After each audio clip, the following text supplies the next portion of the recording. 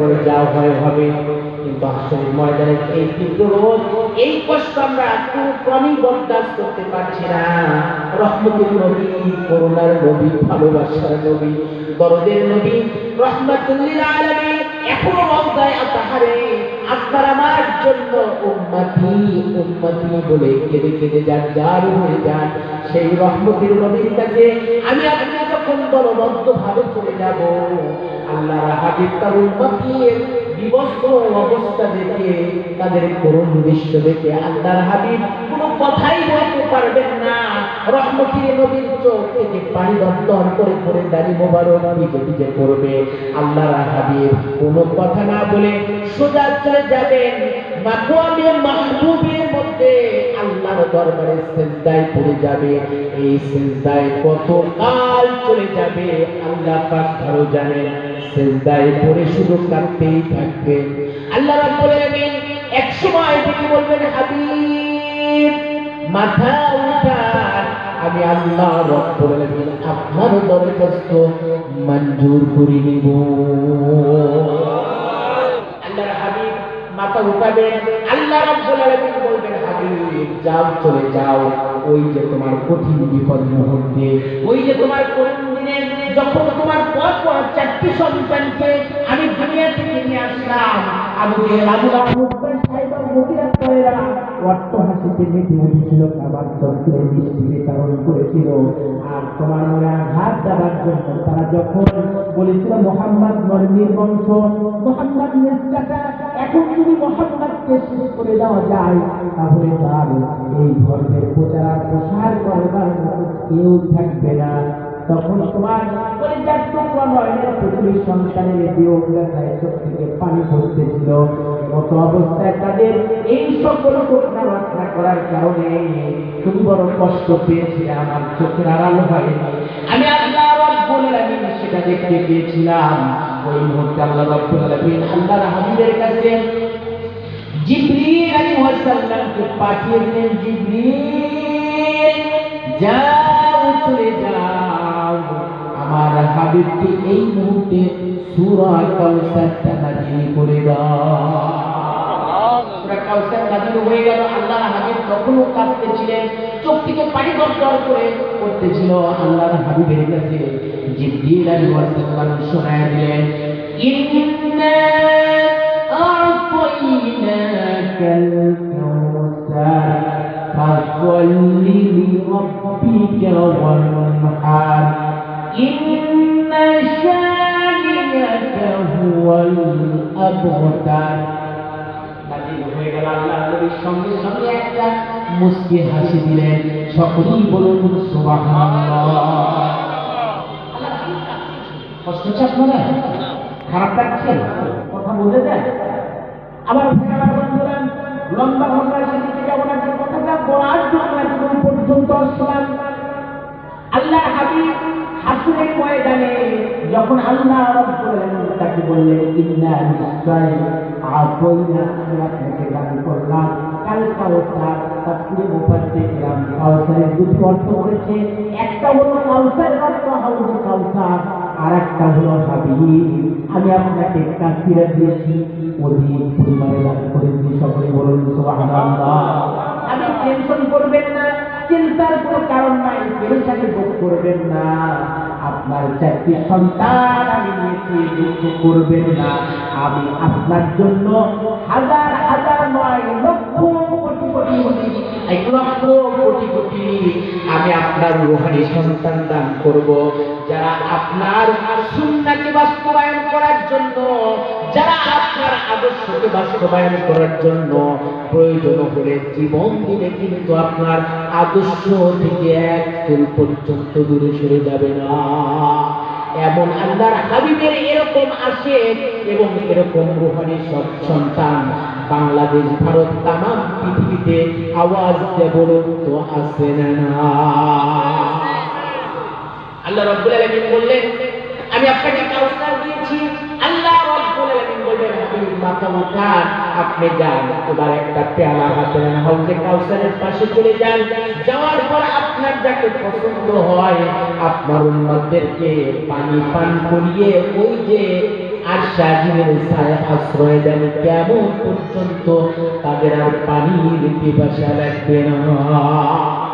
আল্লাহর হাবিব রহমতের নবী, করুণার নবী, ভালোবাসার নবী, দেখতে পাবেন কোটি কোটি জনতার মাঝে, কোটি কোটি মানুষের ভিড়ে, কিছু মানুষের কপালে, কিছু মানুষের ললাটে নূরের চমকগুলো ঝলমল করছে, কিছু মানুষের কপালের মধ্যে লেখা রয়েছে ওই মানুষগুলো জাহান্নাম থেকে পরিত্রাণ পেয়ে গিয়েছে। আল্লাহর হাবিবকে জিজ্ঞেস করা হবে এই মানুষগুলো কারা?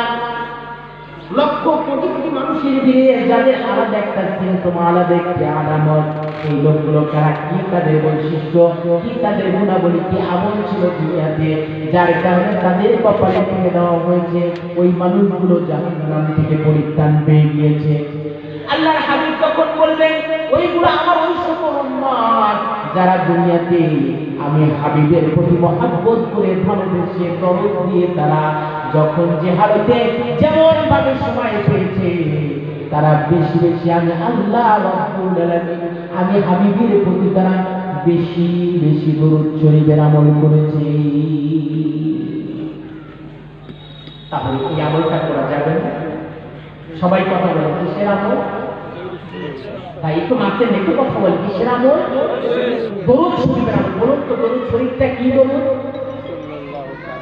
সাল্লাল্লাহু আলাইহি ওয়াসাল্লাম। এই সাল্লাল্লাহু আলাইহি ওয়াসাল্লাম পারেন না, জানেন না এমন মুসলমানই হাত তোলেন তো? সবাই জানে? তাহলে এই আমলটা করা যাবে না? কারা কারা করবেন হাত তুলে দেখেন। লিল্লাহি তাকবীর, নারে তাকবীর, আল কোরআনের আলো, আল হাদিসের আলো, কোরআন ছাড়া অন্য কিছু মানি না, মানব না। লিল্লাহি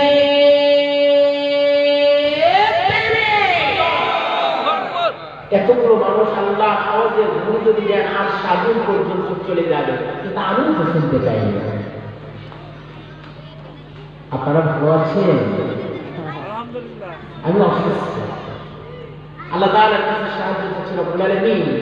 আমি অসুস্থ, রোগ আমাকে পেয়ে বসেছে, তুমি তো রহমানুর রহিম।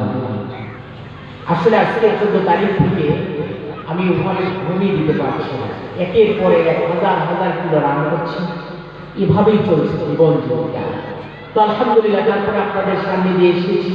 আমি যত হালকাভাবেই কথা বলি না কেন, ইনশাআল্লাহ আমি তো আমার কথা বলছি না, আমি তো আমার দাদার কথা বলছি না, আমি তো আমার বাবার কথা বলছি না।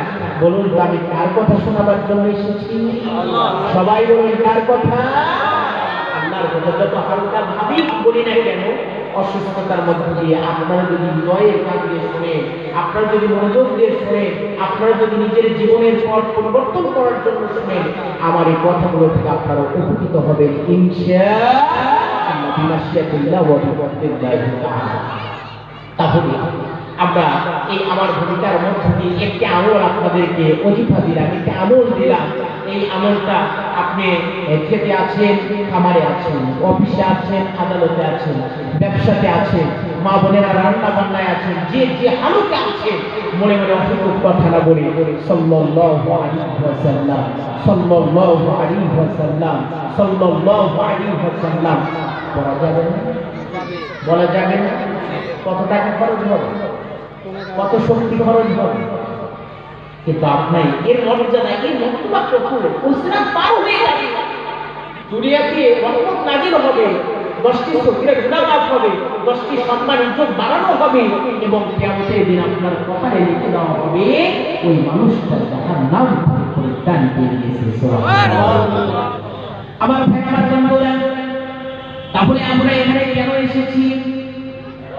সবাই বলেন কেন এসেছেন আপনারা? আমরা আপনার আমার ভাষা বুঝুন না, বুঝেন কেন এখানে আমরা এসেছি? আসার একটা উদ্দেশ্য আছে না? কি কারণে এসেছি? কোরআন শোনার জন্য এসেছি। আমি বাংলাদেশ থেকে কেন এসেছি? আমি আপনাদের কোরআনের অন্য বাণী, স্বর্গীয় বাণী, মহান শিক্ষার কথা আমি আপনাদেরকে শোনাতে এসেছি। সুবহানাল্লাহ বলুন, আরো জোরে বলুন সুবহানাল্লাহ। আমার ভাই, আমার বন্ধুরা, এখানে কেন এসেছি? কি বা দরকার, কি বা প্রয়োজন, কি লাভ হবে জানার দরকার মুসলমানদের আছে না? আল্লাহ রাব্বুল আলামিন বলেছেন وَإِذَا مَا أُنْزِلَتْ سُورَةٌ نَدَوَا بَعْضُهُمْ إِلَى بَعْضٍ وَإِذَا قُرِئَ الْقُرْآنُ فَاسْتَمِعُوا لَهُ وَأَنصِتُوا لَعَلَّكُمْ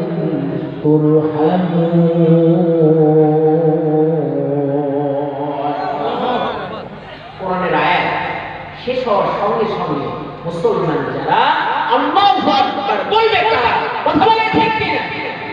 এখানে আমরা সবাই মুসলিম ভাই, পরস্পর একে অপরের বন্ধু, সুতরাং আল্লাহর কথা বলছি, চুপচাপ থাকবেন, কথা বলবেন না।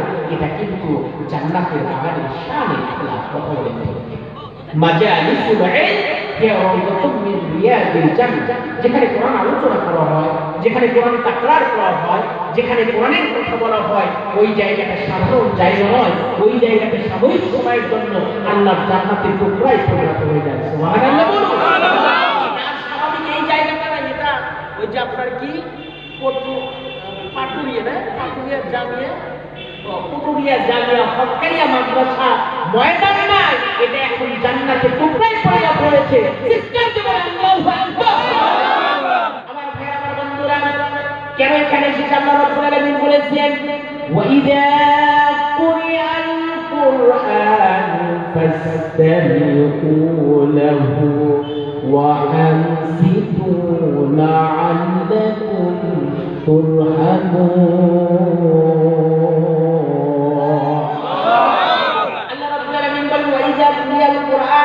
যেখানে কোরআন আলোচনা করা হয়, কোরআন তাকরার করা হয়, ওখানে যেই সকল ইমানদার মুসলমান বান্দারা চুপচাপ মনোযোগ দিয়ে শুনতে থাকবে, আল্লাহ রাব্বুল আলামিন বলেন তোমরা লাভ ছাড়া কিছু বলতো না, আমি খুব ভালো করি জানি বান্দা। এজন্য আমি আল্লাহ রাব্বুল আলামিন তোমাদের লাভের ফর্মুলাটা বাতিয়ে দিলাম, বলে দিলাম লাআল্লাকুম তুরহামুন। আমি আল্লাহ রাব্বুল আলামিন ওই জান্নাতের বাগানে যতক্ষণ পর্যন্ত বসে থাকবে, আমি আল্লাহ রাব্বুল আলামিন তোমাদের উপরে সাকিনা নাযিল করব, রহমত নাযিল করব। আমি আল্লাহ রাব্বুল আলামিন তোমাদের জন্য জীবনের সমস্ত গুনাহ মাফ করে দেব।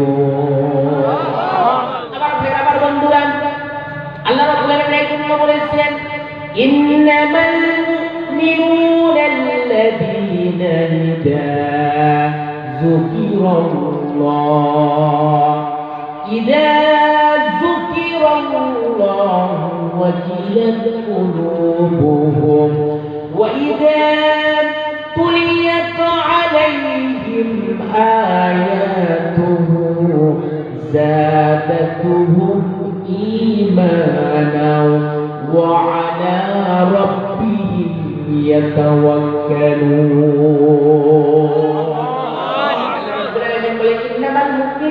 প্রকৃত মুমিন তারাই ইযা যুকিরাল্লাহু ওয়াজিলাত কুলুবুহুম, যখন তাদের সামনে আমার রবের নাম, মনিবের নাম, স্রষ্টার নাম, আল্লাহর নামটা যখন তাদের মধ্যে স্মরণ করে দেওয়া হয়, ইমানদারদের হৃদয়টা বড় প্রকম্পিত হয়ে যায়। ওয়াইদা তুলিয়াত আলাইহিম আয়াতুহু, আর যখন আল্লাহর কথা স্মরণের পর যখন তাদের সামনে আল্লাহ রাব্বুল আলামিনের অমীয় বাণী, সত্য বাণী, সংবিধানের কথা যখন তেলাওয়াত করে শোনানো হয়, যাদাতুহুম ঈমানা, আমার ঈমানদার মুত্তাকি বান্দাদের ঈমানটা বড় বৃদ্ধি পেতে থাকে। সকলে বলুন সুবহানাল্লাহ। ওয়া আলা রাব্বিহিম ইয়াতাওয়াক্কালুন, আমার ওই সকল ঈমানদাররা, আমার ওই সকল মুত্তাকি বান্দারা তাওয়াক্কুল করে, ভরসা করে। আওয়াজ দিয়ে বলুন তো কার উপর তাওয়াক্কুল হবে? ভরসা হবে কার উপর? খেতে দেওয়ার মালিককে, পড়তে দেওয়ার মালিককে, হাসা দেওয়ার মালিককে, কাঁদাবার মালিককে, ক্ষমতা দেওয়ার মালিককে, ফাআলুল লিমা ইউরিদ, সমস্ত ক্ষমতা একচ্ছত্র মালিককে গোলামি করতে হবে কার?